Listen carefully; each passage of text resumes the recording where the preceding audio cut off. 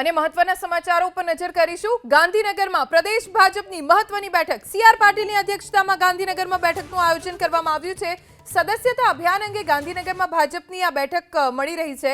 ભાજપના ધારાસભ્યો સાંસદો બેઠકમાં હાજર। બેઠકમાં જિલ્લા પ્રમુખો હોદ્દેદારો પણ ઉપસ્થિત છે। આ બેઠકમાં રાષ્ટ્રીય સંગઠનના પદાધિકારીઓ પણ હાજર છે। 1 તારીખથી ભાજપનું સદસ્યતા અભિયાન શરૂ થવાનું છે અને તેને સફળ કરવા માટે રણનીતિ તૈયાર કરવામાં આવી રહી છે। વધુ जानकारी हमारा संवाददाता विपुल बालधा पासेथी प्राप्त करीशुं। विपुल, सदस्यता अभियानने ध्यानमां राखीने आ बेठकनुं आयोजन करवामां आव्युं छे।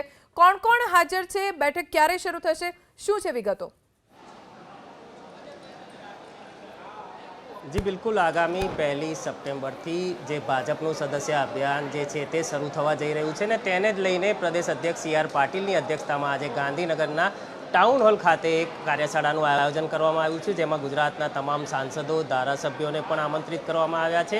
સાથે જ જિલ્લા પ્રમુખો અને અન્ય આગેવાનોને પણ આ બેઠકમાં ઉપસ્થિત રહેવા માટે આહવાન એટલે કે આમંત્રણ આપવામાં આવ્યું છે। તમામ સાંસદો જે છે તે પહોંચ્યા છે। જિલ્લા પ્રમુખો પણ મોટી સંખ્યામાં ગાંધીનગરના ટાઉન હોલ ખાતે પહોંચી ચૂક્યા છે। ધારાસભ્યો વિધાનસભા ગૃહ ચાલુ હોવાને લઈને હજી સુધી પહોંચી શક્યા નથી, પરંતુ કેટલાક ધારાસભ્યો પણ આ બેઠકમાં ઉપસ્થિત રહેશે।